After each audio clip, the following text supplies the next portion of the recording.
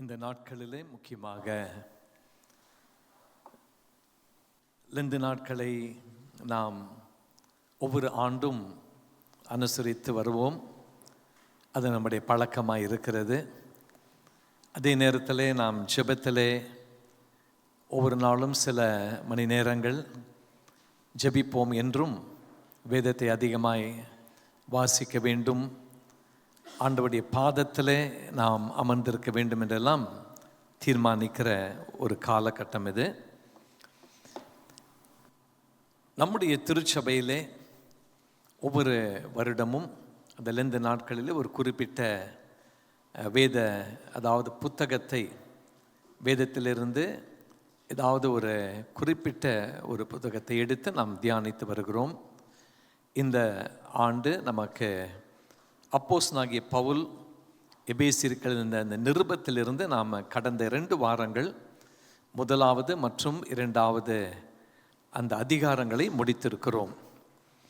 இன்றைக்கு நம் 3வது அதிகாரத்திலே பவுல் என்ன நாம் கற்றுக்கொள்ள வேண்டும் என்று அதிலே அவர் எழுதி வைத்திருக்கிறார். இந்த வேத பாடம் பொதுவாக நம்ம வீட்டில் எபேசியரை குறித்து நம்ம நிருபத்திலிருந்து வாசிக்கும் பொழுது நம்ம மேலோட்டமாய் அந்தந்த வசனங்கள் என்ன அப்படின்னு நம்ம வாசித்து கடந்து போவோம். ஆனால் இதில் பவுல் என்ன நாம் விளங்கி கொள்ள வேண்டும் அப்படின்னு சொல்லி, இது சபைக்காக விசேஷமாய் திருச்சபைக்கு மற்றும் விசுவாசிகளுக்கு இதை எழுதி வைத்த நோக்கம், அவங்க வாழ்க்கையில் அதை கடைபிடிக்கணும் என்பதற்காக. இந்த 3ஆம் அதிகாரத்தில் 21 வசனங்கள் இருக்கிறது. There are 21 verses in this chapter 3 of Ephesians. ஆரம்பிக்கும் பொழுதே பவுல் இவனமாய் ஆரம்பிக்கிறார். நான் சுவிசேஷத்தை புறஜாதிகள் மத்தியிலே அறிவித்தபடியினாலே.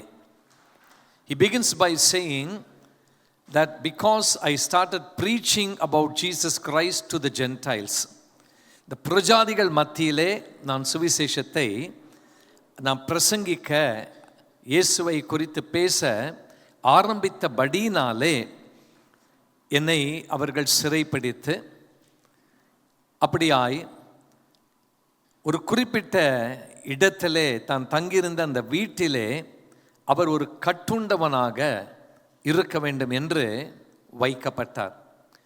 அப்போ அதை குறித்து நம்ம வாசிக்கும் பொழுது பவுல் வீட்டில் சிறை வைக்கப்பட்டிருந்தார் என்று நாம் பார்க்கிறோம். So he was under house arrest for preaching about Jesus Christ to the Gentiles. எருசலேமில் மத தலைவர்கள் கிறிஸ்துவின் போதனைகளால் அச்சுறுத்தப்பட்டார்களாம். இயேசு கிறிஸ்துவை குறித்து பவுல் அங்கே போதிக்கும் பொழுது அவங்களுக்குள் ஒரு விதமான ஒரு பயம் விடுகிறது. காரணம், மேசியா வந்துவிட்டார் என்று அவர்கள் நம்பவில்லை. எனவே பவுலை, இயேசுவை குறித்து பவுல் போதிக்கும் பொழுது, பிரசங்கிக்கும் பொழுது, இவர்கள் அவன் ஒரு தேச துரோகி என்று ஒரு பெயரை பவுலுக்கு கொடுத்து விடுகிறார்கள். So the religious leaders in Jerusalem, they felt threatened by Christ's teachings, which was taught by Apostle Paul, and they didn't believe that Jesus Christ was the Messiah. ஆனால் என்ன பண்றாங்களா, they convinced the Romans to arrest Paul. இவர்கள் எல்லாம் அந்த மத தலைவர்கள் செய்த ஒரு காரியம் என்னன்னா, அங்கு பவுல் மேல் ஒரு குற்றம் சாட்டி ரோமர்களிடத்தில் போய் தலைவர்களை பார்த்து சொல்றாங்க, இவங்க யூதன் மத்தியிலே இந்த பவுல் ஒரு குழப்பத்தை, ஒரு கலக்கத்தை ஏற்படுத்துகிறார். எனவே நாம் இருக்கும் இந்த பட்டணத்தில், இந்த இடத்துல இவரை அப்படியே நம்ம விட்டு விட்டா ஒரு பெரிய ஒரு குழப்பத்தை ஏற்படுத்தி விடுவார். He will bring about a confusion. And so he was arrested, and then they were ready to bring him for trial because of treason அப்படின்னு சொல்லி இவர் மேல் ஒரு குற்றம் சாட்டப்படுகிறது. The reason was because of his preaching there was a rebellion amongst the Jews. யூதர்கள் மத்தியிலே அங்கு ஒரு குழப்பமும் ஒரு சலசலப்பும் ஏற்படுகிறது என்று சொல்லி, இப்போ பவுல் என்ன செய்கிறாரு, தன் வழக்கை ராயன்தான் அதை விசாரிக்க வேண்டும். அப்படின்னா சீசர், அது சீசர் தான் இவருடைய கேஸை கேட்டு அதற்கு நல்ல ஒரு தீர்ப்பு கொடுக்கணும்னு சொல்லி he was awaiting trial. இவர் சிறைப்பிடிக்கப்படுகிறாரு, அவர் வீட்டிலே அப்படியாய் ஒரு சிறை கைதியாய் அடைக்கப்படுகிறார். ஆனாலும் இவருக்கு தெரியும் இவர் மீது அபாண்டமாய் குற்றம் சாட்டப்படுகிறது. அதனால் என்னுடைய கேஸை ராயன் தான் எடுத்து, சீசர் தான் எடுத்து அவர் விசாரணை செய்யணும்னு சொல்லி அவர் கூறுகிறார். பிரியமானவர்களே, அப்போ பவுல் இந்த நிருபத்தை எழுதும் பொழுது அவருக்கு எல்லாம் ரொம்ப ஃபேவரபிளாக இல்லை, அவருக்கு சாதகமாய் சூழ்நிலைகள் இல்லை. Even though Paul was under house arrest, he maintained his firm belief that God was in total control of everything that was happening. இது ரொம்ப முக்கியமானது, இது நம்ம கற்றுக்கொள்ள வேண்டியதாக இருக்கிறது. பவுல் கைது செய்யப்பட்ட நிலைமையில் அவர் இருந்த பொழுதிலும் அவர் தவறு செய்யல, சுவிசேஷத்தை தான் அவர் பிரசங்கித்தார். தனக்கு நேரிட்ட அனைத்து பிரச்சனைகள் இதெல்லாம் ஏன் வந்தது, எதற்கு வந்ததுன்னு சொல்லி அவர் கேள்வி கேட்கல. இதன் மத்தியிலே என்னை அழைத்த தேவன் அவருடைய ஆளுகைக்குள், அவருடைய கட்டுப்பாட்டுக்குள் வைத்திருக்கிறார். ஆமென். நம்ம சின்ன சின்ன காரியங்களுக்கெல்லாம் எதனா ஆயிட்டா உடனே நம்ம என்ன செய்கிறோம், நம்ம புலம்ப ஆரம்பிக்கிறோம், நம்ம ரொம்ப அதிகமாய் அதை குறித்து பேச ஆரம்பிக்கிறோம். பொதுவாக நம்முடைய வாழ்க்கையிலே இந்த ஒரு குணம் இருக்கிறது. நம்ம கற்றுக்கொள்ள வேண்டியது, இவர் செய்யாத ஒரு தவறுக்காக சிறைப்பிடிக்கப்பட்டு இவர் ஒரு குற்றவாளி என்று சொல்லி அப்படியாய் அங்கே தீர்க்கப்படுவதற்கு அந்த ட்ரையலுக்காக வெயிட் பண்ணுறேன். பவுல் சொல்கிறாரு, நான் கட்டுண்டவனாக இருக்கிறேன், ஆனாலும் ஆண்டவருடைய கட்டுப்பாட்டுக்குள் நான் இருக்கிறேன் அப்படின்றாரு. ஹல்லேலூயா. So Paul says, even though I'm under house arrest, he very firmly believed that God was in total control even during that situation. நம்முடைய வாழ்க்கையிலே ஏதாவது நம்மை மீறி நடக்கிறது அப்படின்னா அது கட்டாயம் ஆண்டவருக்கு தெரியும். God knows everything. So he is under control of everything that is happening in our families. கர்த்தருடைய பிள்ளைகளின் வாழ்க்கையிலே, ஒரு விசுவாசியின் வாழ்க்கையிலே, ரட்சிக்கப்பட்டவருடைய வாழ்க்கையிலே நடக்கிறதெல்லாம் ஆண்டவருக்கு கண்டிப்பாக தெரியும். So according to Paul, Christ is still in control அப்படின்னு அவர் எழுதும்போது அவர் தெளிவாய் எழுதி வைத்திருக்கிறார். தேவன் உலகத்தின் மீது உள்ள தன் கட்டுப்பாட்டை ஒருவேளை இழந்து விட்டாரோன்னு சொல்லி யாருன்னா அவரை பார்க்க வந்தவங்க சொல்லியிருப்பாங்க. ஏன்னா அந்த வீட்டில் அவர் சிறைப்பட்டிருக்கும் பொழுது அவரை பார்க்க அனுமதி இருந்தது. இவர் தான் வெளியே போக முடியாது, இவரை விசிட் பண்ணலாம், அவருடைய நண்பர்களோ உறவினர்களோ அவரை உள்ளே பார்க்கலாம், ஆனால் இவர் மாத்திரம் வேறு வெளியே வர முடியாது. ஒரு சிலர் சொல்லியிருக்கலாம், நம்மகிட்ட சொல்லுவாங்க, என்ன இப்படி நடந்துருச்ச அப்படின்னு சொல்லி. அதே மாதிரி தேவன் தன்னுடைய கட்டுப்பாட்டை விட்டுவிட்டாரோ, உலகத்தின் மீது இருக்கிற ஒரு கட்டுப்பாட்டை இழந்து விட்டாரோ என்று பேசியிருக்கலாம். ஆனால் அவங்க பேசின வார்த்தை நினைவுக்கெல்லாம் ஒரு முற்றுப்பள்ளி வைத்து விடுகிறார். ஆண்டவர் எல்லாவற்றையும் அறிந்திருக்கிறார், அவருடைய ஆளுகைக்குள் தான் எல்லாமே இருக்கிறது. இதை நம்ம கற்றுக்கொள்ள வேண்டும். பிரியமானவர்களே, நம்ம ஆவிக்குரிய வாழ்க்கையிலே வளர வளர அது சின்ன காரியமோ பெரிய காரியமோ என்னை ரட்சித்த தேவன் அதை அறிந்திருக்கிறார். So Paul's main reflection regarding his mission was to help the believing Jews and Gentiles to accept each other as partners in God's covenant of salvation. இதுதான் முக்கியமானது. யூதர்களும் புறஜாதிகளும் இருந்த அந்த காலகட்டத்திலே தன் ஊழியத்தை பற்றி பவுல் முக்கியமான ஒரு சிந்தனை கொண்டிருந்தார் என்றால் அது என்ன? அவருக்கு இருந்த சிந்தனை, ஒரு பாரம். யூதர்களும் மற்ற புறஜாதிகளும் தேவனின் மீட்பின் உடன்படிக்கையில் ஒருவரை ஒருவர் பங்காளிகளாக எண்ண வேண்டும். அவங்க பங்காளிகள் என்று அவங்களுக்கு அதை விளக்க வேண்டும். நான் யூதன், நான் ஒரு புறஜாதி என்று சொல்லி அவங்க வாழக்கூடாது. அவங்க மத்தியில் ஒரு ஒற்றுமை இருக்க வேண்டும். அவங்க மத்தியில் ஒரு நல்ல ஒரு ஐக்கியம், அப்படின்னா பங்காளினா பார்ட்னர்ஸாக இருக்கிறோம் அப்படின்னு சொல்லி அதை அவங்களுக்கு அவர் தெளிவாய் கூறுகிறார்.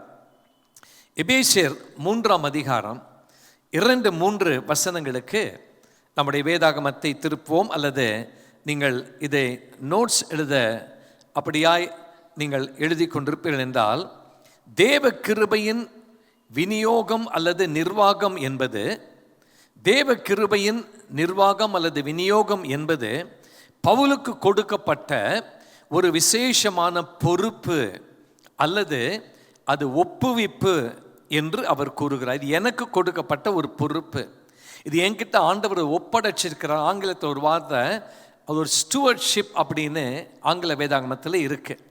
So the dispensation of God's grace are otherwise known as administration of God's grace means the special stewardship or commitment that Paul had been given.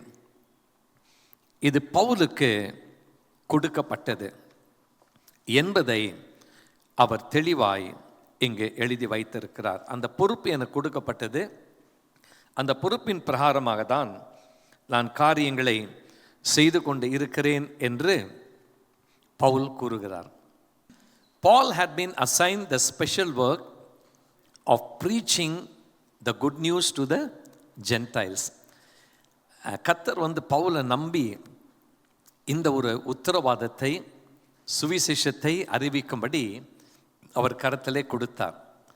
இது ஆண்டவர் கொடுத்தார்னா ஆண்டவருடைய திட்டம். It was God's plan. புறஜாதிகளுக்கு சுவிசேஷத்தை பிரசங்கிக்கும் சிறப்பான ஒரு பணி பவுலுக்கு நியமிக்கப்பட்டது, தேவனுடைய திட்டம். அப்புறம் 5-6 இந்த வசனங்களுக்கு நாம் வருவோம் என்றால், வசனங்கள் 5 மற்றும் 6ஆம் வசனம் இதை வாசிக்கும் பொழுது, தமது பரிபூர்ண காலத்திலே தம்முடைய திட்டத்தை எல்லாரும் அறியும்படி வெளிப்படுத்த, தமது பரிபூர்ண காலத்திலே தம்முடைய திட்டத்தை எல்லாரும் அறியும்படி வெளிப்படுத்த தேவன் சித்தம் கொண்டிருந்தார். யூதரையும் புறஜாதிகளையும் இப்போ ஒரே சரீரமாகிய சபை ஆக்க தேவனுடைய திட்டம். நான் மீண்டும் இதை நான் சொல்கிறேன், கர்த்தருடைய சரீரம் என்பது அவருடைய, அதாவது சபையை குறிக்கிறதா இருக்கிறது. அப்போ அந்த காலகட்டத்தில் பிரிவுகள் இருக்கக்கூடாது, எல்லாரும் ஒன்றாய் ஒரே சரீரமாய் இருக்க வேண்டும் என்று பவுல் இதை அடிக்கடி எடுத்து கூறிக்கொண்டே இருந்தார். So God wanted to reveal his plan to everyone in his perfect timing. அந்த பர்ஃபெக்ட் டைமிங் தான் தம்முடைய திட்டத்தை எல்லாரும் அறியும்படி பரிபூர்ணமான காலம் என்று நாம் பார்க்கிறோம்.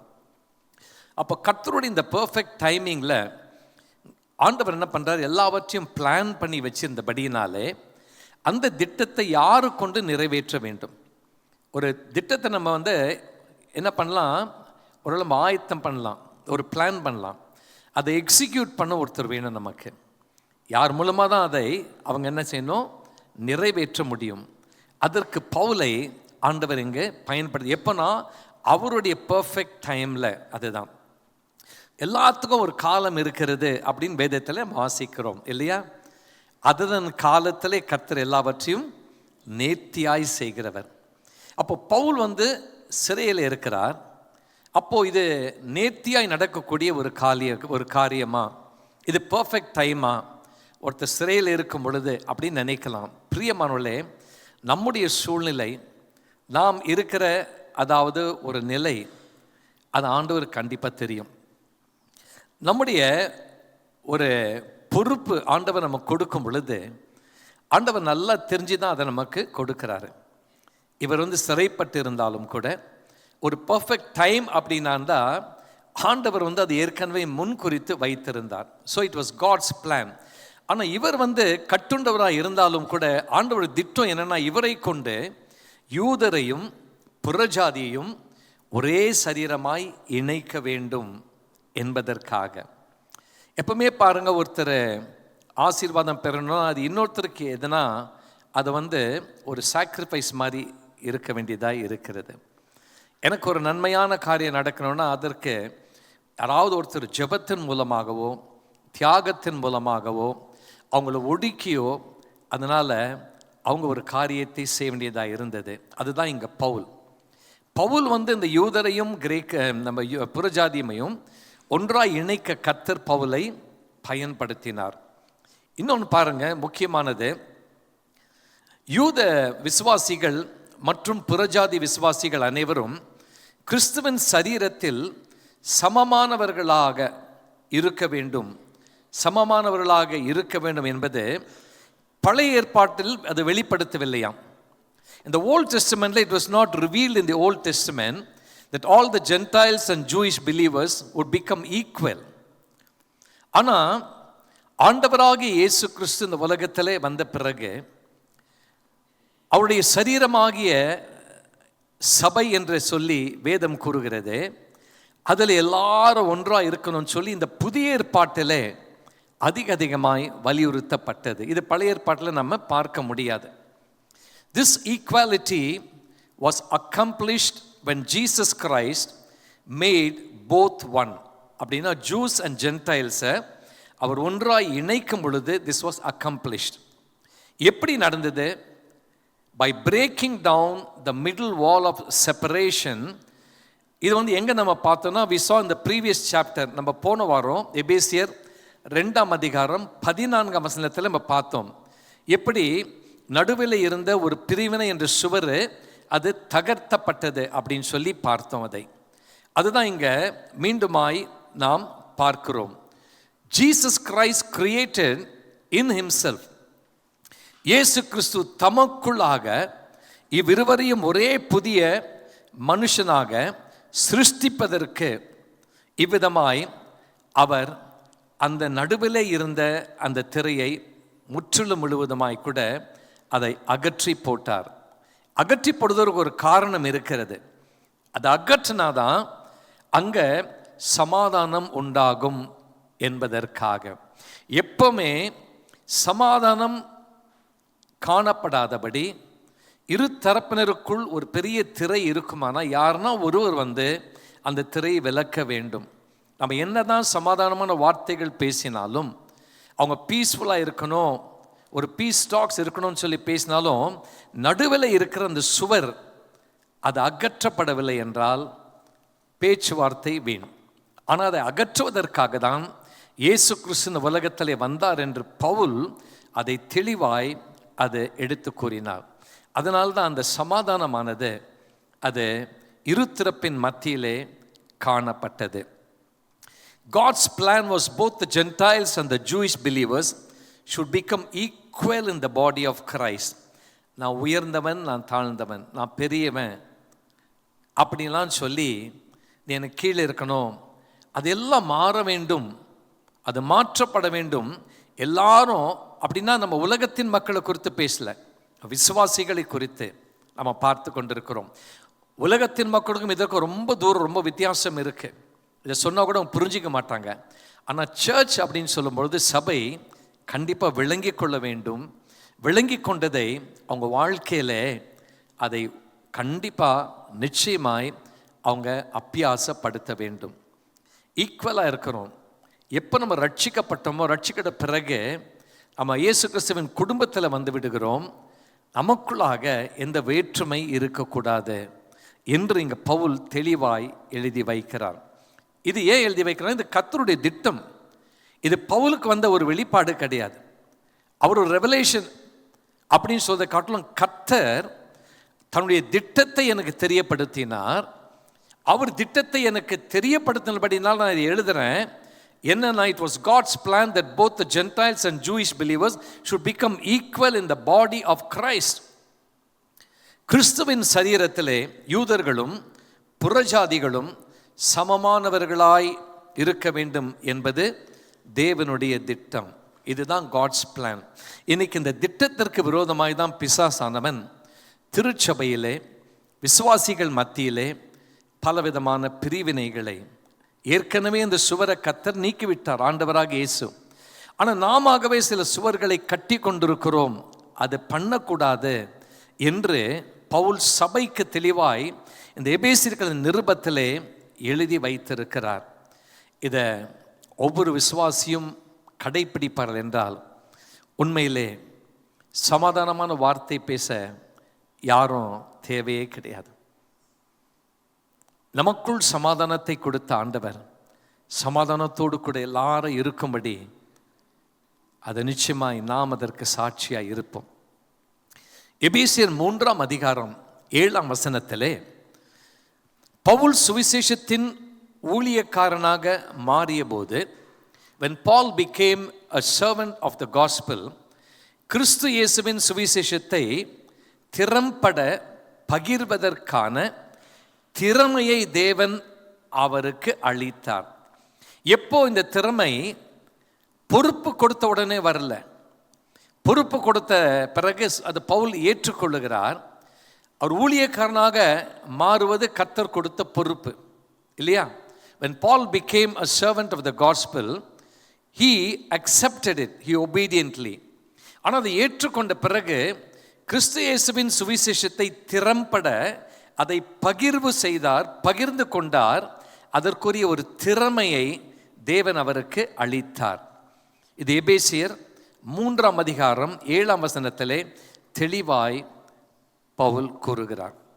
So Paul, he became a servant of the gospel in obedience, and after he obeyed, God gave him the ability to share the gospel of Christ effectively.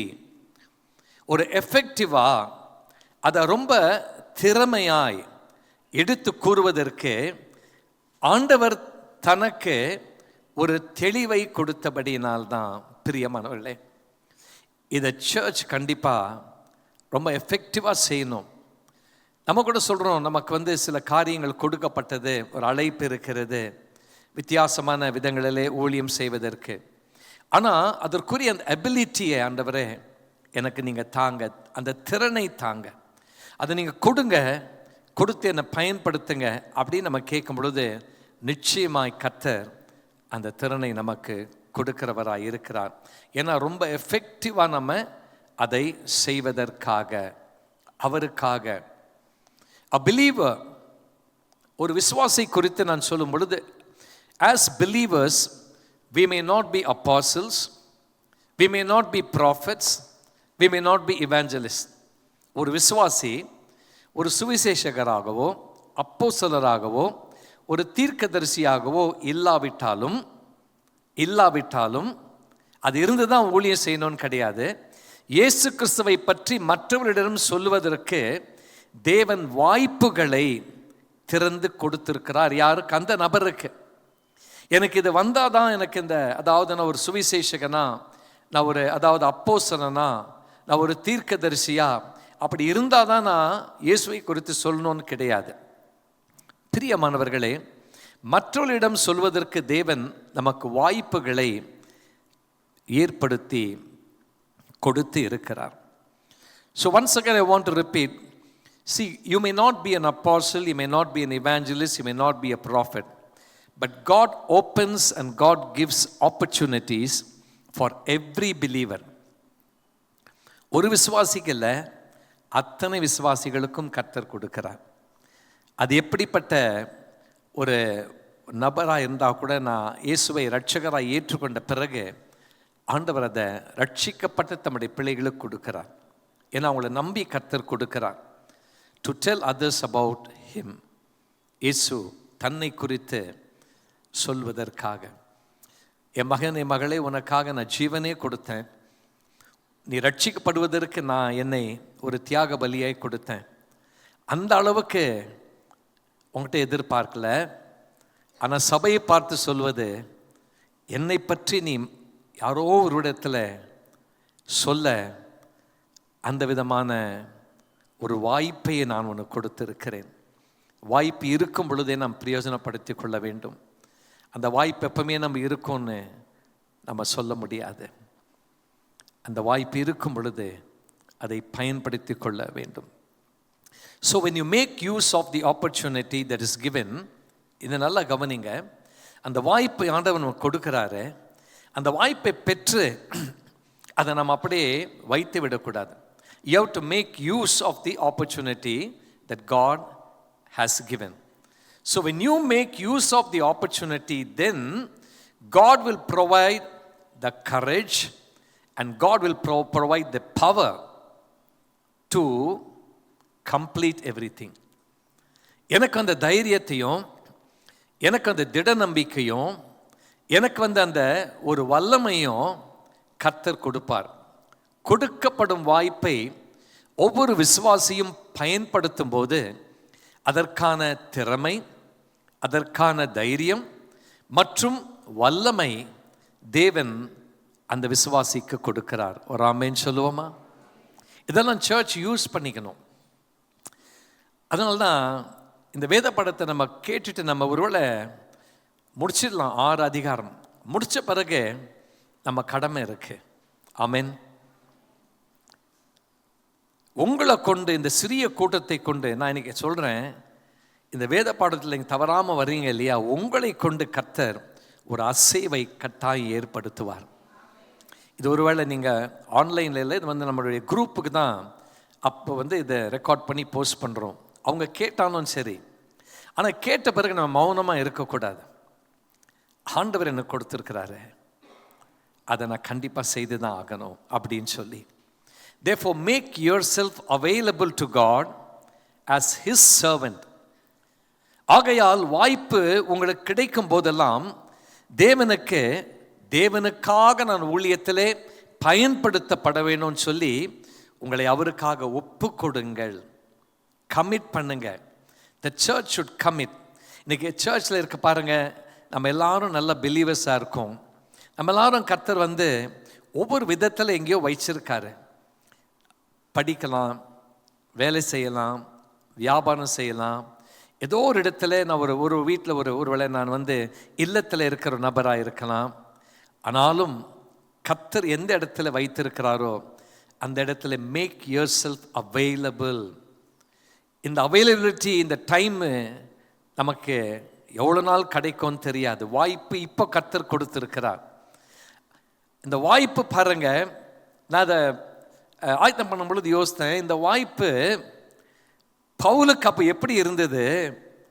வீட்டிலே சிறைப்பட்டு இருந்த ஒரு நபருக்கு, நான் தான் சிறைப்பட்டு கட்டுண்டம் நான் இருக்கிறேன், எதற்கு நான் இதை எழுதணும், எதற்கு நிருபத்தை எழுதி மற்றவங்களுக்கெல்லாம் எபேசி சபைக்கு, சுற்றுப்புற சபைக்கெல்லாம் அனுப்பணும் அப்படின்னு அவர் நினச்சிருந்தாருன்னா இந்த நிருபம் நம்ம கரத்தில் கிடச்சிருக்காது இல்லையா?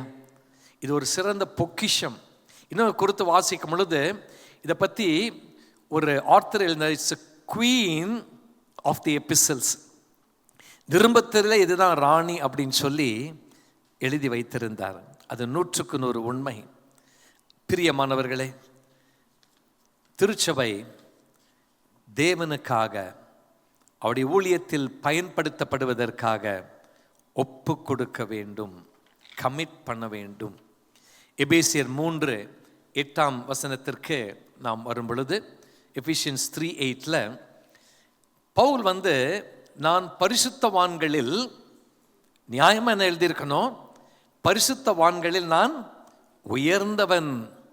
ஆனால் அங்கே வேறு விதமாக எழுதியிருக்காரு, நான் பரிசுத்தவான்களில் சிறியவன் என்று தன்னை குறிப்பிடுகிறார். Paul says that he is less than the least of the saints. Many times, when people are being used by God, கர்த்தரால் ஒரு சிலர் பயன்படுத்தப்படும் பொழுது, அது ஒரு ஊழியராக இருக்கலாம், விசுவாசிகளாக இருக்கலாம், அவங்கள தங்களை குறித்து அவங்களவே இந்த ட்ரம்பட்டை ஊதி கொண்டே இருக்க நம்ம பார்த்து கொண்டு இருக்கிறோம். இதை நான் செய்த, என்னால் நடந்தது, இதை நான் பண்ணதுனால நடந்தது, இது பெரிய பெரிய போர்ஷன்லாம் போட்டு பல இடங்களெல்லாம் கூட அப்படியே ஒட்டி கொண்டுலாம் இருக்கிறாங்க. இந்த பரிசுத்தமான பார்க்கும் பொழுது, நான் பரிசுத்தவான்களில் சிறியவன், அந்த லீஸ்ட் ஆஃப் த செயின்ஸ் அப்படின்னு சொல்லி இவர் எழுதுகிறார். நாம் இதை கற்றுக்கொள்ள வேண்டும் அல்லவா? தாழ்மை, ஹியூமிலிட்டி. இது ஒவ்வொரு விசுவாசிக்கும் தாழ்மை இருக்கணும், ஒவ்வொரு பிலீவருக்கும் இருக்கணும். இவர் தன்னை குறித்து பெருமை பாராட்டவே இல்லை. அவர் பெருமை பாராட்டினார்னா வேதத்தில் தெரியும், அந்த சிலுவை குறித்து தான் அவர் பெருமை பாராட்டினார், அவரை குறித்து அல்லவே அல்ல. தேவனுடைய உதவி இல்லாத பட்சத்தில் ஒரு காலம் தேவனுடைய வேலையை செய்ய தன்னால் இயலாது என்று அவர் சொல்கிறார். அப்போ இந்த வேலையை செய்ய என் ஆண்டவர் உதவி இல்லாமல் என்னால் செய்ய முடியாது. நான் நல்லா படிச்சிருக்கிறேன், அவர் சிறந்த விதத்தில் ஒரு நல்ல ஒரு ஞானியம், நல்ல ஒரு கல்வி படிப்பெல்லாம் இருக்கான். அநேகரை காட்டிலும் அவர் அப்பவுமே பிஹெச்டிலாம் வாங்கியிருந்தார். ஆனாலும் அப்போ சொல்கிறாரு, தேவனுடைய உதவி இல்லாத பட்சத்தில் ஒரு காலம் தேவனுடைய வேலையை என்னால் செய்ய முடியாது. He says without God's help he would never be able to do God's work. He never considered his experience, his education, all these things above God's help. கர்த்தர் உதவி செய்தாதான், only when God helps I can further continue doing the ministry. இது நமக்கு ஒரு சிறந்த ஒரு பாடமாக இருக்கிறது. ஆகவே தேவன் பவுலை தெரிந்து கொண்டது மாத்திரம் அல்லாதபடி சுவிசேஷத்தை புறஜாதிகள் மத்தியில் பிரசங்கிக்க உதவி செய்தார். இப்போ கர்த்தருடைய உதவி இல்லாமல் பவுல் இது அவ்வளவு சுலபமாக அந்த புறஜாதி மக்கள் மத்தியிலே எடுத்து சொல்ல முடியும். இப்போ சிம்பிளாக வச்சுக்கிட்டோன்னா, இன்னைக்கு நம்ம ஆண்டவராக இயேசுவை அறியாத ஒரு நபரோ ஒரே ஒரு குடும்பத்தின் மத்தியிலே நீங்கள் போய் சொல்லும் பொழுது அவங்க எப்படி அதை ஏற்றுக்கொள்வாங்க? அங்கே புறஜாதி மக்கள் மத்தியிலே அநேகர் இருக்கும் பொழுதே இவர் இயேசுவை குறித்து சொன்னார். நம்ம ஒரே ஒரு நபர் வச்சுக்கோங்களேன், இயேசுவை அறியாத ஒருத்தர் அல்லது இயேசுவை அறியாத ஒரு குடும்பம், அவங்க கிட்ட போய் நம்ம இயேசுவை குறித்து நம்ம சொல்ல தயங்குறோம். பிரியமானவர்களே, தேவன் பவுலை தெரிந்து கொண்டது மாத்திரம் அல்லாதபடி சுவிசேஷத்தை புறஜாதிகள் மத்தியிலே பிரசங்கிக்க உதவி செய்தார். அப்போ முதல் ஸ்டெப் நம்ம எடுத்தாதான் இயேசு நமக்கு உதவி செய்வார், ஆவியானவர் நமக்கு உதவி செய்வார். ஒரு படி எடுத்து வைக்காம, ஒரு அடி எடுத்து வைக்காம எப்படி நம்ம உதவியை எதிர்பார்க்க முடியும்? நமக்கு உதவி செய்ய ஆயத்தமாக இருக்கிறாரு. சபைக்கு ஒரு விழிப்புணர்வை பவுல் கொடுத்து கொண்டிருக்கிறார், ஒரு என்லைட்மெண்ட். இது என்னால் முடியாது, அவங்ககிட்ட சொல்ல முடியாது, இதை போய் பேச முடியாது. நான் கடந்த பைபிள் ஸ்டடி முடிக்கும் பொழுது சொன்னேன், ஒரு மாதத்துக்கு, ஒரு நாளைக்கல்ல, ஒரு வாரத்துக்கல்ல, ஒரு ஃபார்ட்நைட்டுக்கல்ல, ஒரு மாதத்துக்கு ஒரு நபருக்கு, ஒரே பர்சனுக்கு, ஒவ்வொரு விசுவாசியும் சுவிசேஷத்தை சொன்னால் கர்த்தருக்குள் நடத்தணும். நம்ம சுவிசேஷம் சொல்லி விட்டுறக்கூடாது, அவங்க கர்த்தருக்குள் நம்ம நடத்த நம்ம கடமை.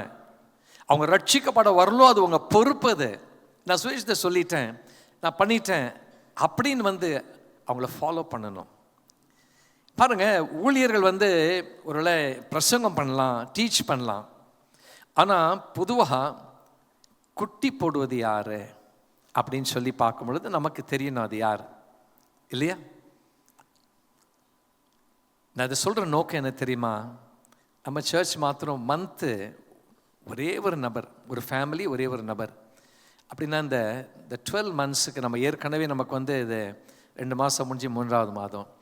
நம்ம ஒரு பிப்ரவரி 28 நாள், இந்த மார்ச்சில் 31 நாள், யாருன்னா ஒருத்தரை டார்கெட் பண்ணி மனசில் வச்சு ஜெபம் பண்ணணும். முதல்ல அவனை சந்திக்கணும், நான் அவங்களோட முதல்ல என்ன பண்ண, ஃபோனில் பேச ஆரம்பிக்கணும், அவங்கள மீட் பண்ணணும். இது சாதாரண காரியம் கிடையாது, சுலபமாக நடக்காது. சாக்ரிஃபைஸ் வேணும். நீங்கள் உங்களை தியாகமாக ஒப்பு கொடுத்தா தான், அர்ப்பணித்தா தான் அதை செய்ய முடியும். அப்படின்னா ஒரு வருஷத்தில் ஒரு குடும்பம், ஒரே ஒருத்தர் தான். நமக்கு இருக்கிற ஏறக்குறைய 165 170 குடும்பங்கள் நம்ம மெயின் சர்ச்சில் தான், பிரான்ச் சர்ச்சஸ் கிடையாது. அப்படின்னா எத்தனை பேர் ஆலயத்திற்குள் நாம் அழைத்து வர முடியும்? We need to talk about others. அவங்க நம்ம பொறுப்பு, நம்ம கடமை. இது பவுல் சர்ச்சுக்காக எழுதி வைத்திருக்கிறார். So Paul says that the church has a major role to play in God's plan.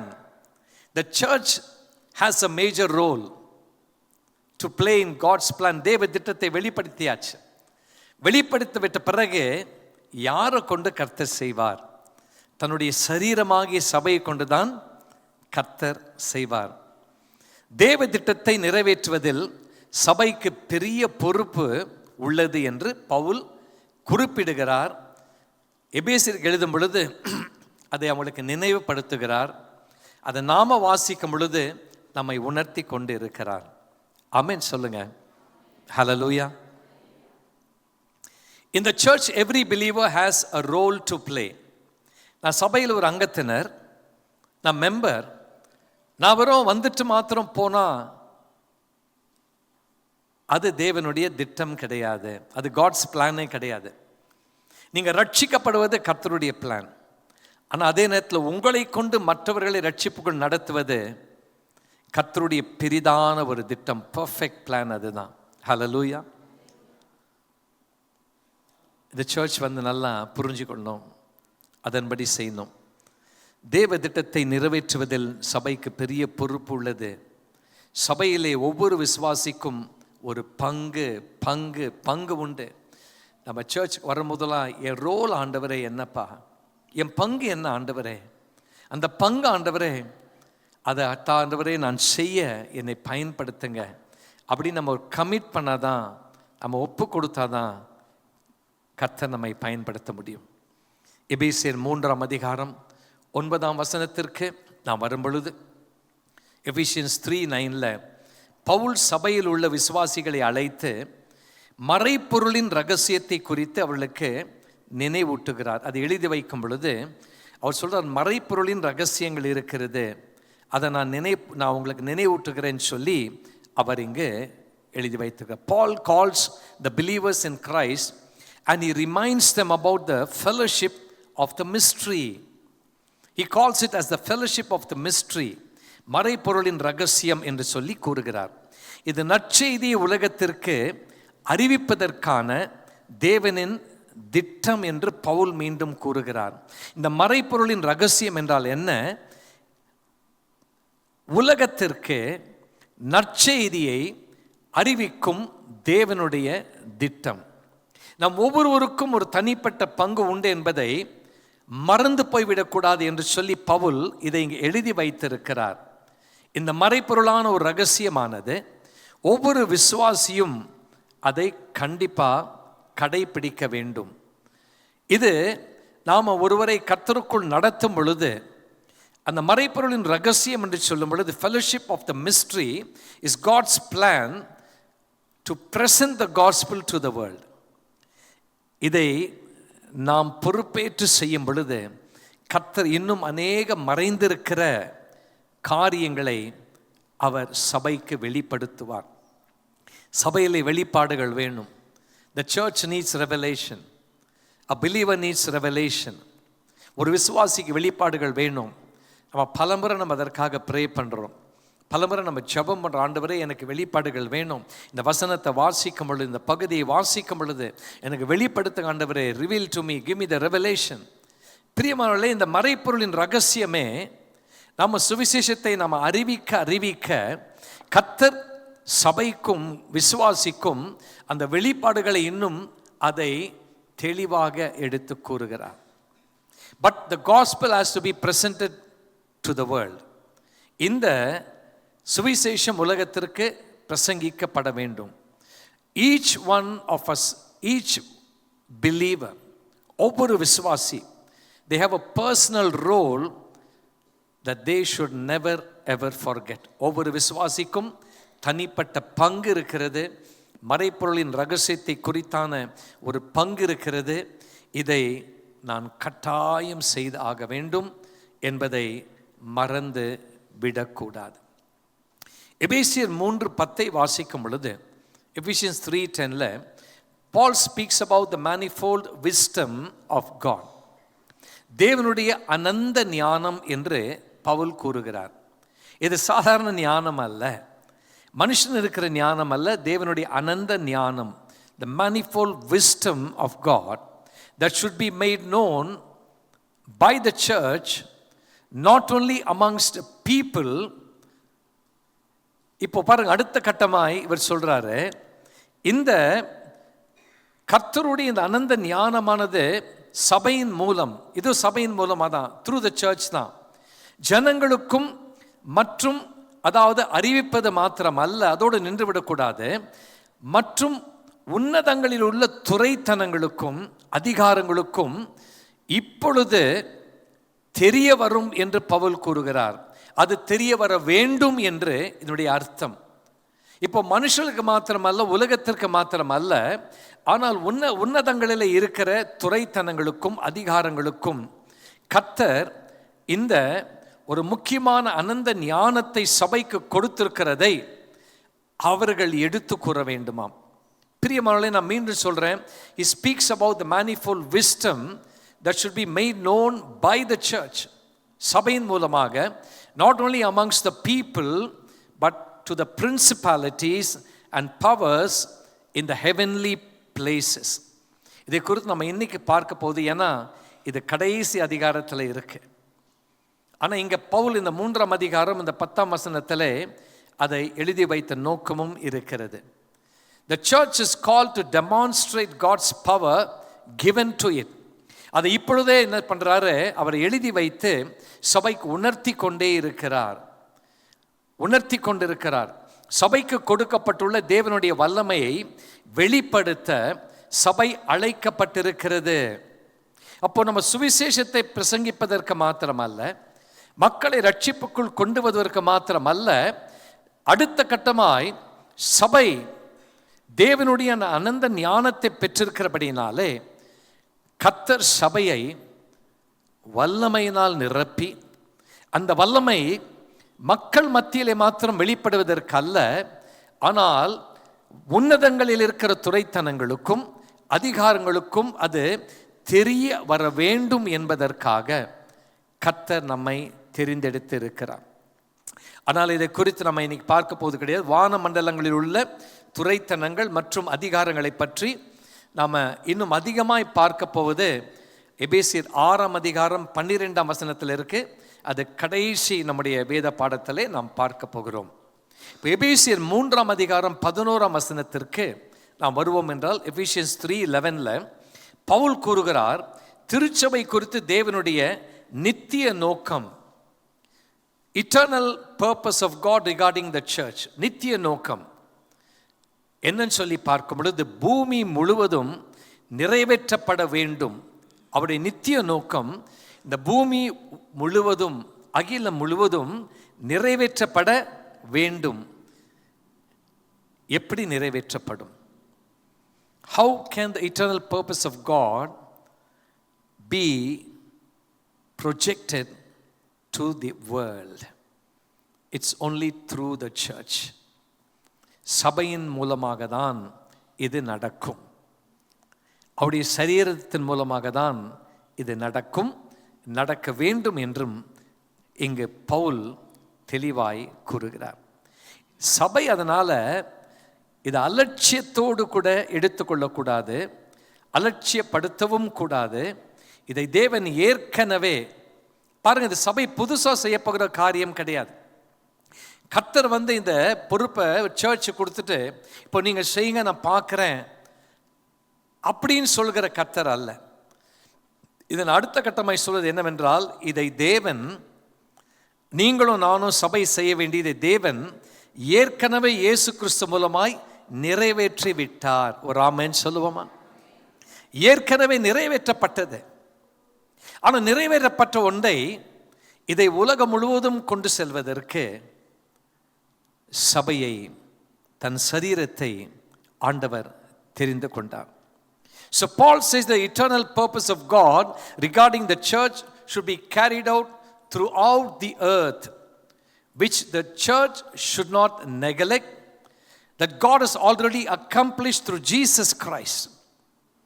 ஏற்கனவே இயேசு கிறிஸ்து இந்த உலகத்திலே வந்து, இயேசு கிறிஸ்து மூலமாக கர்த்தருடைய தேவனுடைய அந்த அநாதி திட்டம், இட்டர்னல் பர்பஸை அவர் நிறைவேற்றி விட்டார். கடினமானதை அவர் செய்து விட்டார், சுலபமானதை சபைக்கு கொடுத்திருக்கிறார். The difficult part has already been accomplished. The easiest part has been given to the church. Can we not do it? சபை அதை செய்ய முடியாதா? எபேசியர் 3:12 வரும் பொழுது, கிறிஸ்து இயேசுவின் மூலம் அவரை பற்றும் நம்பிக்கையினால் சுதந்திரமாகவும் தைரியமாகவும் நாம் தேவனிடம் அணுகி செல்லலாம். ஆண்டவர்கள் அணுகி செல்ல முடியுமா? Can I approach God? Can I approach God with confidence and freedom? அது ஒரு விசுவாசியின் இருதயத்தில் ஒரு கேள்வி இருக்கிறது. The church has been given the privilege, அது நமக்கு ஒரு privilege-ஆக கொடுக்கப்பட்டு விட்டது, to approach God with freedom and confidence. கிறிஸ்து இயேசுவின் மூலம் அவரை பற்றும் நம்பிக்கையினால் சுதந்திரமாகவும் தைரியமாகவும் நாம் தேவனிடம் அணுகி செல்லலாம். எப்படி நாம் ரொம்ப சுதந்திரமாக தைரியமாக அணுகி செல்ல முடியும்? அது சர்ச் போக முடியும்னு சொல்லியிருக்காரு.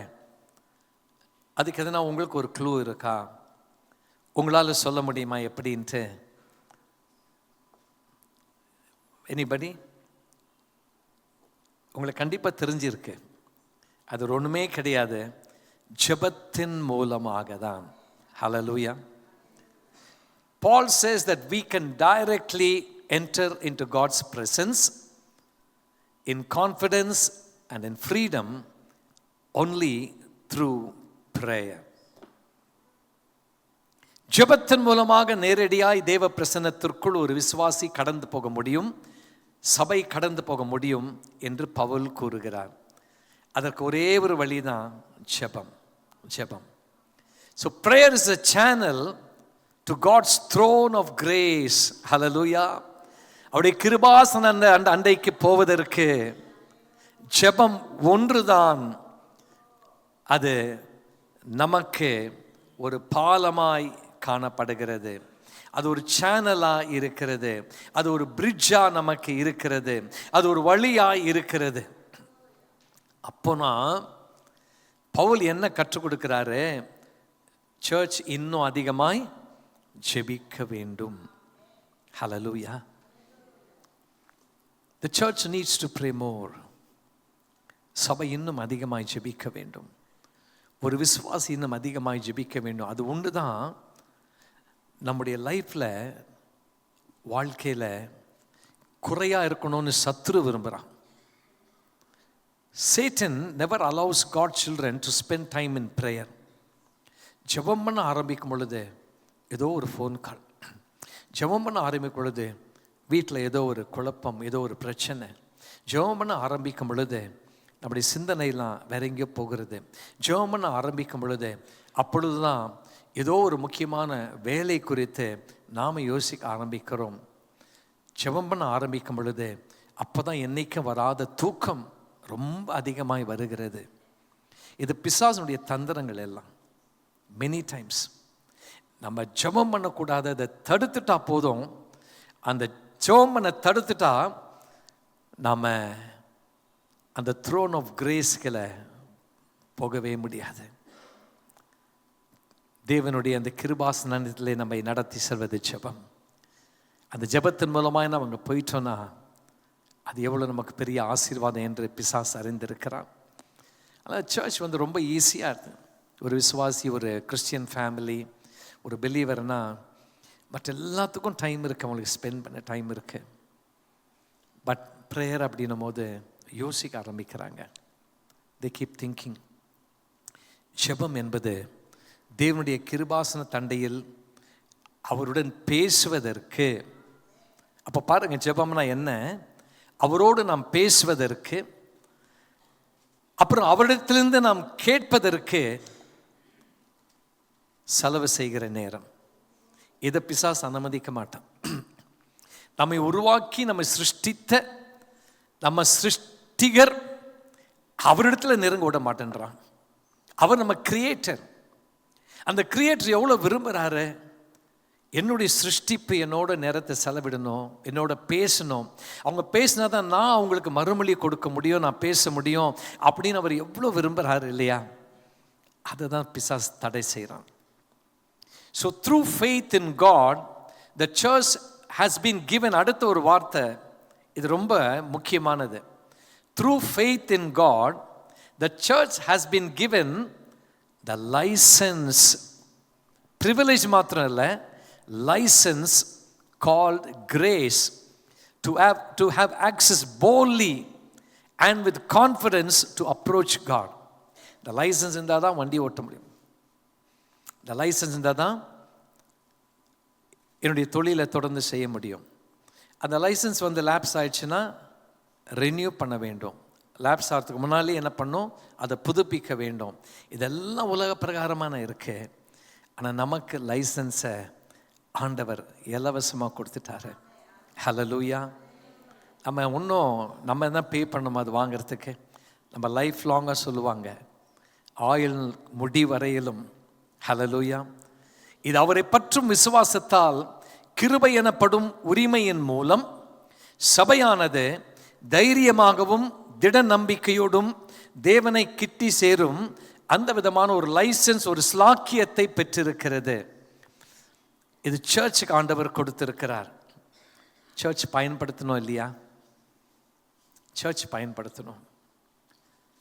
ஒரு வெஹிக்கிளுக்கு ஒரு லைசன்ஸை வாங்கிட்டு அதை ஓட்டாமல் அப்படியே வச்சுருந்தா பிரயோஜனம் இருக்கா? ஒரு 2 வீலரோ 4 வீலரோ 3 வீலரோ. அப்போ அந்த ஜெபம் என்ற ஆண்டவருடைய கிருபாசனத்துக்கு செல்ல கர்த்தர் நமக்கு அந்த லைசன்ஸை கொடுத்துட்டாரு. நம்ம வச்சுட்டு சும்மா இருப்பதா? அதை பயன்படுத்தும் பொழுதுதான் நாம் அவரோடு பேச முடியும். அதை பயன்படுத்தும் பொழுதுதான் அவர் நம்மோடு பேசுவதை நாம் கேட்கவும் முடியும். எபேசியர் 3:13 வரும் பொழுது பவுல் எபேசு மக்களுக்கு எழுதுகிறதாவது, என் உபத்திரவங்களை கண்டு நீங்க மனம் சோராதிருங்கள். இவர் பாருங்க, இவர் ஏற்கனவே உபத்திரம் அடைந்து கொண்டிருக்கிறார். இவர் எபேசியருக்கு எழுதுறார், நான் உபத்திரப்படுறேன், அதை குறித்து நீங்க மனம் சோர்ந்து போக வேண்டாம்.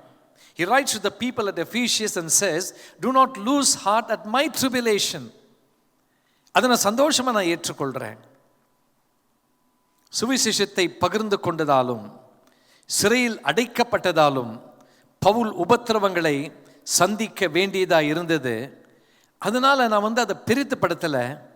நீங்களும் அதை குறித்து நான் உபத்திரம் படுறேன்னு சொல்லிட்டு நீங்கள் சோர்ந்து போகாதிருங்கள். அவங்கள அப்போ என்கரேஜ் பண்ணுறாரு.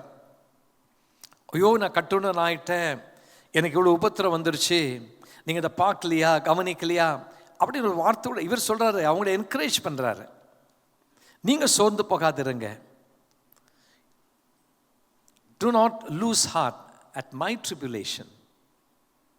Paul says that he had to face tribulation because he shared the gospel, and because of sharing the gospel he was kept under house arrest. நான் சுவிசேஷத்தை பிரசங்கித்தபடியினால் என்னை அவர்கள் என்ன செய்தாங்க, கைது செய்து என்னை இப்பொழுதுமாய் கூட சிறைப்பிடித்து வைத்திருக்கிறாங்க. நாம் நினைக்கிறோம் இந்த காலத்தில் தான். ஆனால் பாருங்க, அப்போஸ்தலனாகிய பவுல் வாழ்ந்த நாட்களிலே அவர் நிருபங்களெல்லாம் எழுதும் பொழுது கூட அங்கே எதிர்ப்புகள் இருந்தது.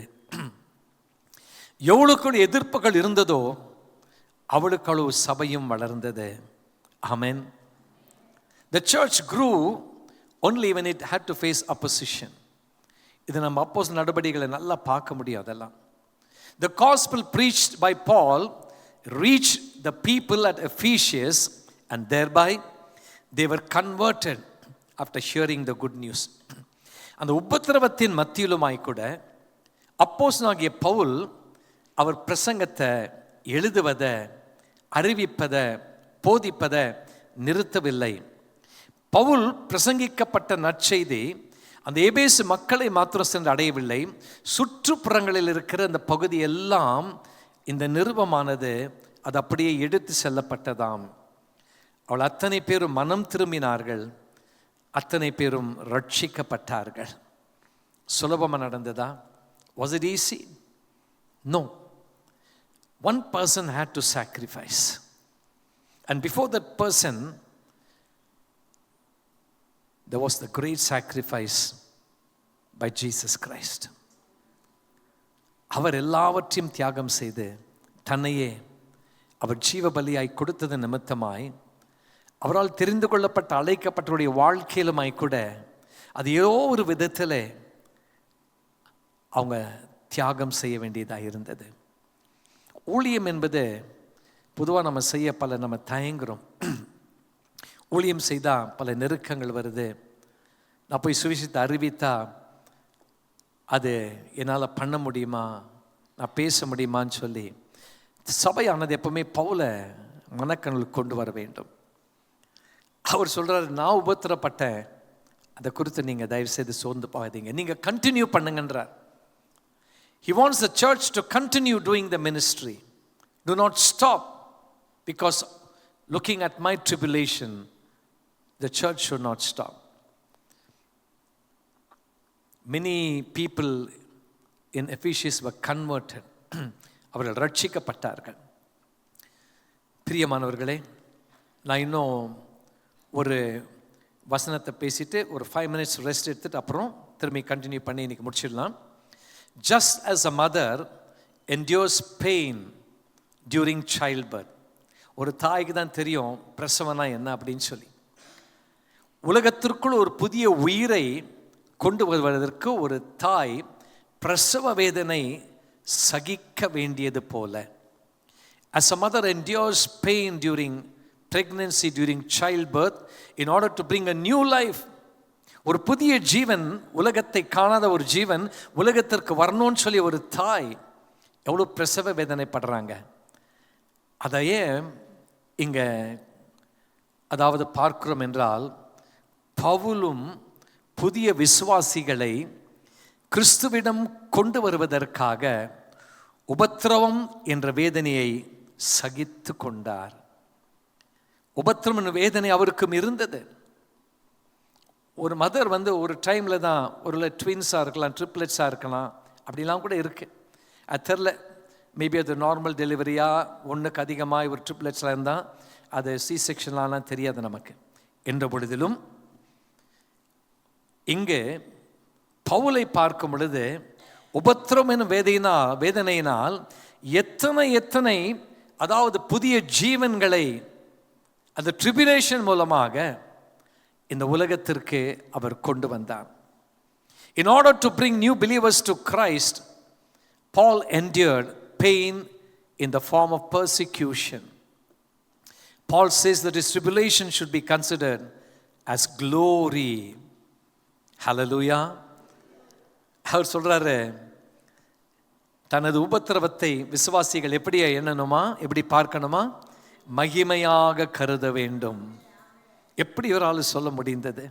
How can such a person who did not have a freedom, who had to face tribulation, say நீங்க இதை மகிமையாய் கருதுங்க, எனக்கு நடந்ததெல்லாம் அப்படின்னு சொல்லி. This should be considered as glory to the believers. எபேசியர் 3ஆம் அதிகாரம் 14 17 வரை நம்ம பார்க்க போகிறோம். Ephesians chapter 3 verses 14 to 17. Pavul சொல்றாருங்க, பிதாவை நோக்கி நான் முழங்கால் படியிட்டு அப்படின்னு சொல்லி எழுதுறார். Paul says that he kneels down or bows down before God the Father. இங்கு பிதாவை நோக்கி அப்படின்னு சொல்லி எழுதப்பட்டிருக்கிறது. என் பிதாவை நோக்கி நான் முழங்கால் படியிடுகிறேன். தேவன் எல்லா சிருஷ்டிப்புக்கும் ஊற்றும் காரணருமாய் இருக்கிறார். எனவே இங்கு தேவனை நம்முடைய பிதா என்று, தம்முடைய பிதா என்று பவுல் அழைக்கிறது போல, நாம் தேவனை நம்முடைய பிதா, அவர் நம்முடைய நியாயமான உரிமையாளர், நம் பிதா ஒருவரே. அப்படின்னா பிதா ஒருவரே அப்படின்னு சொல்லி என்பதால் நாம் அனைவரும் ஒரே குடும்பம் என்று அதை இங்கே நமக்கு அவர் கொஞ்சம் விளக்குறார். So Paul, after kneeling down or after he bows down before God the Father, he says all believers address God as our Father because he is the source of all creation. Appa, ஜெபம் பண்ணும்போது ஆங்கிலத்தில் father அப்படின்னு சொல்கிறோம், தமிழில் தெலுங்கில் நாயனாவா, அப்புறம் மலையாளத்தில் அப்புச்சனா அப்படின்னு சொல்லுவாங்க. இப்படி ஒவ்வொரு லாங்குவேஜில் நாம் எப்படி நம்ம அப்பாவை அழைக்கிறோம், அதை மாதிரி நம்மை உருவாக்கினவர், நம்மை சிருஷ்டித்தவர், அவர் நம்முடைய உரிமையாளர். அந்த உரிமையாளரை பவுல் அழைக்கும் பொழுது அவருக்கு முன்பதாய் தன்னை அவர் என்ன செய்கிறாராம், அப்படியா அவர் தாழ்த்துகிறார். பிதாவை நோக்கி நான் முழங்கால் படியிட்டு. அதனால் நம்ம முடிந்த அளவுக்கு நம்ம ஜெபிக்கும் பொழுது நம்ம பரமபிதாவை நோக்கி அப்பா பிதாவை என்று சொல்லி அழைக்கிறோம், காட் ஆஃப் ஃபாதர்னு முழங்கால் படியிட்டு ஜெபிப்பது நல்லது என்று இவர் நமக்கு கற்றுக் கொடுக்கிறார். ஒருவேளை சரீரத்தில் சுகவீனம் இருக்கலாம், அல்லது முழங்கால் படியிட முடியாத அப்படிப்பட்ட நமக்கு ஏதோ ஒரு காரணம் இருக்கலாம்.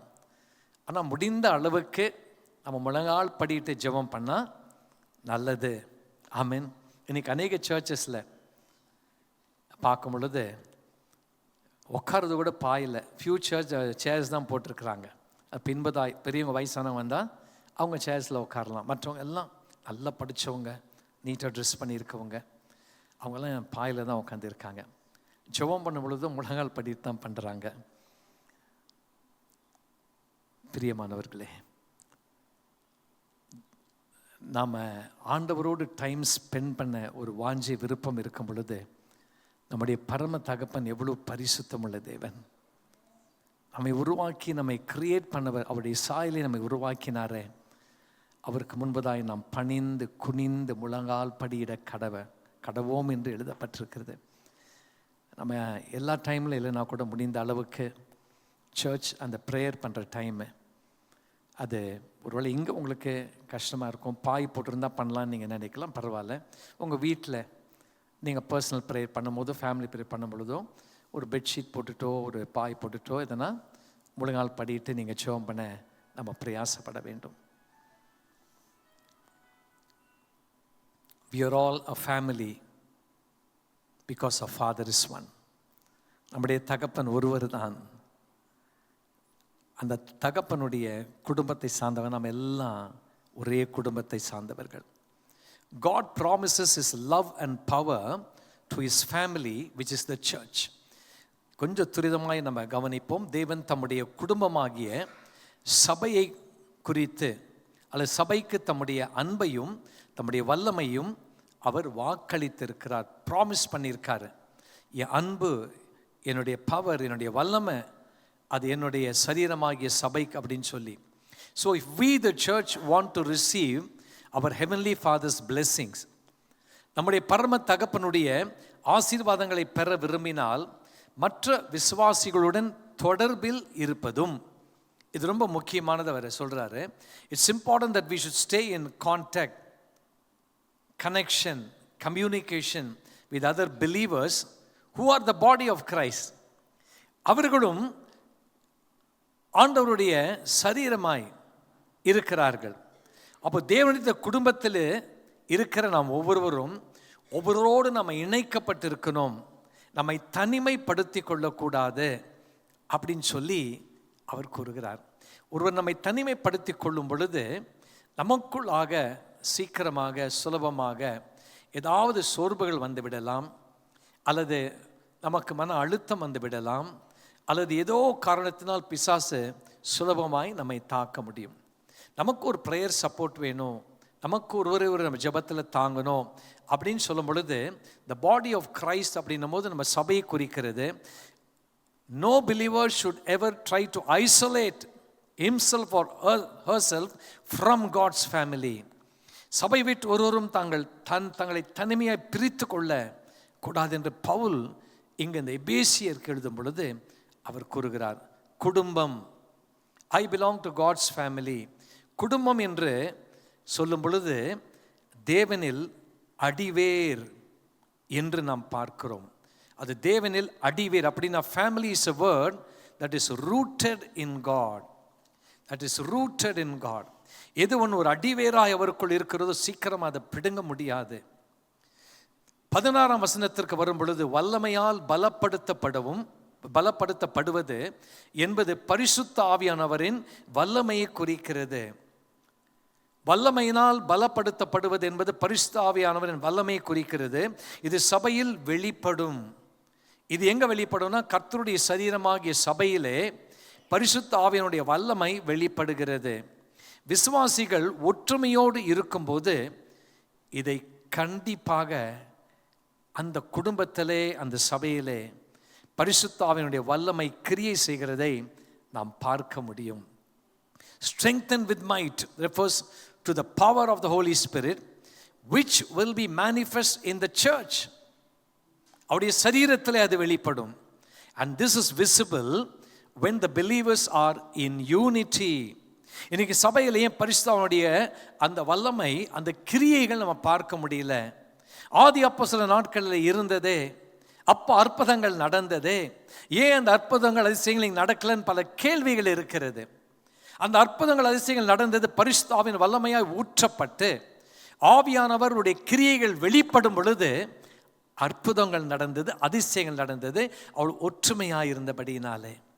இன்றைக்கும் சபை ஒற்றுமையாக இருக்கக்கூடாது, விசுவாசிகள் ஒற்றுமையாக இருக்கக்கூடாது, பரிசுத்த ஆவியானுடைய வல்லமை சபையிலே வெளிப்படக்கூடாது என்று இதுவும் பிசாசானவன் செய்கிற ஒரு தந்திரமாய் இருக்கிறது. விழிப்புணர்வோடு கூட நாம் இருக்க வேண்டும். 17ஆம் வசனம், தேவனுடைய அன்பு. நம்ம பாடினோம் இல்லையா கொஞ்ச நேரத்துக்கு முன்னால், அன்பு எவ்வளோ அது நம்முடைய வாழ்க்கையிலே காணப்பட வேண்டும். தேவனுடைய அன்பு முழுமையானது என்றும் அது விசுவாசியின் வாழ்க்கையிலே ஒவ்வொரு மூலையிலும் சென்று அடைகிறது. இப்போ கர்த்தருடைய அன்பு நம்முடைய வாழ்க்கையின் எல்லா மூலைகளிலும் அது கடந்து போகிறது, அது சந்தேகமே கிடையாது. So God's love is total. It reaches every corner in the life of a believer. அந்த அன்பு அப்படிப்பட்ட அன்பு. God's love is immeasurable and is also inexhaustible. தேவ அன்பு அளவிட முடியாது மற்றும் அது வற்றி போகவே போகாது. சீக்கிரமா சொல்றேன், குறித்துக் கொள்ளுங்கள். When Jesus Christ dwells in our hearts, our inner man is strengthened. When he is within us, our inner man is strengthened through his spirit and our faith becomes strong. இயேசு கிறிஸ்து நம் இருதயங்களிலே வாசம் செய்யும் போது அவருடைய ஆவியினால் நம்முடைய உள்ளான மனுஷன் பலன் அடைந்து விடுகிறான். மேலும் நம்முடைய விசுவாசமும் உறுதியாய் இருக்கிறது. இன்னைக்கு ஏன் விசுவாசத்தில் தளர்ந்து போய் விடுகிறோம்? ஏன் முன்பு இருந்த விசுவாசம் இன்னைக்கு ஒரு விசுவாசியின் வாழ்க்கையிலே அது காணப்படுவது கிடையாது? ஏன்னா உள்ளான மனுஷனுக்குள் இருந்த ஆவி முன்பு இருந்தது போல இன்னைக்கு காணப்படவில்லை. அந்த ஆவி குறையும் பொழுது பலனும் குறைந்து போய் விடுகிறது. பலன் குறையும் பொழுது விசுவாசமும் குறைந்து போய் விடுகிறது. Our love should be rooted like a tree and our love should be grounded like a building on a strong foundation. நமது அன்பு, நம்ம கிறிஸ்துவின் அன்பை குறித்தல, நமது அன்பு ஒரு மரத்தை போல வேரூன்றி இருக்க வேண்டும். ஒரு கட்டிடத்தை போல உறுதியான அஸ்திபாரத்தின் மேல் அது நிலை பெற்று இருக்க வேண்டும். நீங்கள் அன்பிலே வேரூன்றி நிலை பெற்றவர்களாக இருக்க வேண்டும் என்று பவுல் கூறுகிறார். எபேசியர் 3, இப்போ கடைசி பகுதிக்கு வந்துட்டோம். 18 - 21 வரலும் நம்ம பார்த்து முடிச்சிடுவோம். Ephesians 3:18-21. When a believer or the church exhibits God's love, what happens? இப்போ அன்பு குறித்து நம்ம பேசுகிறோமே, சரி, கிறிஸ்துவின் அன்பு நம்முடைய வாழ்க்கையில் எல்லா மூலைகளிலும் வந்து விடுகிறது. அப்போ நாம் அந்த அன்பை வெளிப்படுத்தும் பொழுது ஒரு விசுவாசியோ அல்லது சபையோ தேவனுடைய அன்பை வெளிப்படுத்தும் பொழுது என்ன நடக்கிறது? பிரியமானவர்களை குறித்துக் கொள்ளுங்கள், இது பறந்து விரிகிறது. பறந்து விரிகிறதுனா மற்றவர்களையும் சென்றடைகிறது. It is white, it reaches out to others when we exhibit our love. முதலாவது இது பறந்து விரிந்து கடந்து போகிறது, மற்றவர்களை சென்றடைகிறது. இரண்டாவது இது நீளமாய் உள்ளது. So it's not only wide, it is also long. அது நீளமாக உள்ளதா இருக்கிறபடினாலே அது கடைசி பரியந்தம் அந்த அன்பு தொடருகிறது. Because it is long, it continues throughout. இடையில கட் ஆகல. கிறிஸ்துவின் அன்பு நம்ம இருதயத்தில் ஊற்றப்பட்டிருக்கிறபடியினாலே உலகத்தின் அன்பு துண்டிக்கப்படும். The love of the world will be cut off. ஆனால் கிறிஸ்துவின் அன்பு நம்ம இருதயத்தில் ஊற்றப்பட்டிருக்கிறபடினாலே இதெல்லாம் சர்ச்சில் இருக்கணும், ஒவ்வொரு விசுவாசியின் வாழ்க்கையில் இருக்கணும். அடுத்தபடியாய் பார்க்கிறோம், இது உயரமாய் உள்ளது. It is high. உயரமாய் உள்ளதுன்னு சொல்லும் பொழுது தொடர்ந்து உயர்ந்த நிலைக்கு அது அடைந்து கொண்டே வருகிறது. இன்னும் ரீச் பண்ணல, அது அந்த உயர்ந்த நிலைக்கு அப்படியே வளர்ந்து கொண்டே வருகிறது. It is high, it keeps rising to greater heights. அடுத்தபடியாக அது ஆழமானது. ஆழம் எவ்வளோ ஆழம்? It is deep. How deep is the sea? ஒரு டேங்க்ல தண்ணினா நமக்கு சொல்லிடலாம் இல்லையா? ஒரு ஸ்ட்ரீம் போதுனா கூட அது எவ்வளோ ஆழம், கடல் எவ்வளோ ஆழம். அந்த ஆழம் வரையிலுமாய் அந்த அன்பு கடந்து சென்று கொண்டே இருக்கு. It reaches till the depth. as long as God's love is poured into our hearts. நன்றாய் புரிந்து கொள்ளுங்கள், கர்த்தருடைய அன்பு நம்ம இருதயத்தில் ஊற்றப்பட்டு இருக்கிறது. as long as we maintain that love, we can never be lost. தேவனுடைய அன்பு நம் இருதயங்களில் ஊற்றப்பட்டிருக்கிறபடினாலே அது நம் இருதயத்தில் இருக்குவன் நம்ம காத்து கொள்வோம் என்றால் நாம் ஒருபோதும் வழி தவறி போக மாட்டோம். நாம் முன்ன பார்த்தோம் இல்லையா, பறந்து விரிந்திருப்போம், நீளமாய் காணப்படும், உயரமாய் அது அப்படியாய் வளர்ந்து கொண்டிருக்கும், ஆழமாய் காணப்படும். It's wide, it is long, it is high and it's also deep. அதை போல தேவனின் அன்பு நமக்குள் பிரதிபலிக்க ஆண்டவர் நமக்கு கொடுத்திருக்கிறார். அந்த அன்பு எப்பொழுதும் நம்மள காணப்பட வேண்டும் என்று அது ஊற்றப்பட்டு இருக்கிறது. அது ஊற்றப்பட்டது மாத்திரமல்ல, நாம் நமக்குள் வைத்துக் கொள்வதற்கு மாத்திரமல்ல, அந்த அன்பை வெளிப்படுத்துவதற்காக. The love of God has been poured in our hearts, not to keep it within ourselves, but to exhibit the love, to exercise the love to others. Exhibit it to others, not simply to understand and keep it to ourselves and remain silent. 19ஆம் வசனம், தேவனுடைய சகல பரிபூரணமும் என்று பவுல் கூறுகிறார். The fullness of God is mentioned by Paul. The fullness of God, தேவனுடைய சகல பரிபூரணமும் என்று பவுல் குறிப்பிடும் பொழுது சபை கிறிஸ்துவோடு கூட ஒற்றுமையாய் இருந்து தேவனுடைய சகல பரிபூரணத்தாலும் அது நிறையப்பட்டு நிரப்பப்பட்டு இருக்க வேண்டும். அது மாத்திரம் அல்லாதபடி இந்த பரிபூர்ணமானது அது மற்றொரு இடத்திலுமாய் கூட அது வெளிப்பட வேண்டும் என்று. இப்போ fullness of God அப்படின்னு சொல்லும் பொழுது is mentioned by Paul and he says that the church should be in union with Jesus Christ. இது இந்த தேவனுடைய சகல பரிபூர்ணம் கிறிஸ்துவோடு கூட அது ஐக்கியத்தில் எப்பொழுதும் இருக்கணும். அப்பொழுது சபை, அதில் இருக்கிற குடும்பங்கள் ஒருவரோடு ஒரு கூட அது நல்ல ஐக்கியத்தில் இருக்கும். அப்பொழுது தேவனுடைய வல்லமை அந்த இடத்துல வெளிப்படும்.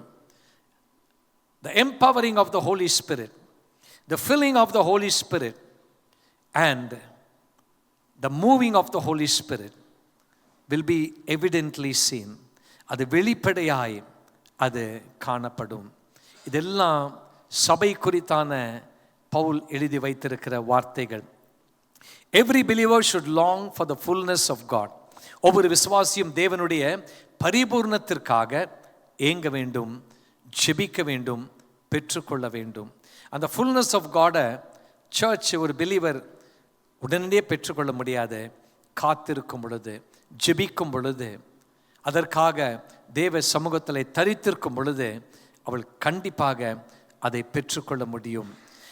எபேசு சபைக்கு மற்றும் விசுவாசிகளுக்கு பவுல் இதை தான் ஜெபமாக ஜெபித்து எழுதி வைத்திருந்தார். அவர் மடலை மாத்திரம் எழுதி, நிருபத்தை மாத்திரம் எழுதி அனுப்பல, ஆனால் உங்களுக்காக இதற்காக நான் ஜெபம் பண்ணுறேன். He not only wrote the epistle to the Ephesians and to other churches, he said, I'm praying for the church. I'm praying for every believer. It was Paul's prayer for the Ephesians and also for the church and also for every believer, you and me. கடைசி 20-21 வசனங்கள். எபேசியர் 3ஆம் அதிகாரம் 20-21 வசனங்கள் அதிகாரத்திலே அந்த 20-21 வசனங்களை பார்க்கும் பொழுது இது இப்படியாய் முடிகிறது. தேவனுக்கு ஸ்தோத்திரம் என்ற ஒரு ஜெபத்தை செய்து முடிக்கிறார். Paul concludes this chapter by completing it with prayer and praise to God. ஆண்டவருக்கு ஸ்தோத்திரம் செலுத்தி ஜெபத்தோடு கூட இதை அவர் முடிக்கிறார். ஆரம்பிக்கும் பொழுது நான் கட்டுண்டவனாய் இருக்கிறேன்,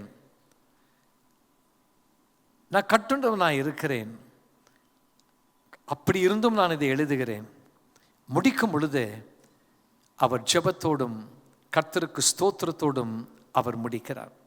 Paul declares that God is able to do exceedingly abundantly above all that we ask or think according to the power that works in us. இது ரொம்ப முக்கியமான வசனம் இந்த அதிகாரத்திலே. நாம் வேண்டிக் கொள்வதற்கும் நாம் நினைப்பதற்கும் மிகவும் அதிகமாய் நமக்குள்ளே கிரியை செய்கிற வல்லமையின்படி நமக்கு செய்ய அவர் வல்லவராய் இருக்கிறார் என்று பவுல் கூறுகிறார்.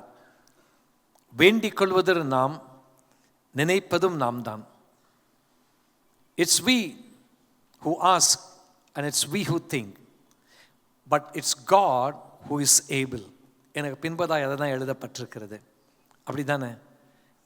God is able. Hallelujah. அது தேவனால் முடியும். எப்பொழுது என்று சொல்லி பார்க்கும் பொழுது அந்த வல்லமையின்படி, அந்த வல்லமை நமக்குள் இருக்கிற அந்த வல்லமையின்படி நமக்கு செய்ய வல்லவராகிய அவருக்கு என்று பவுல் கூறுகிறார்.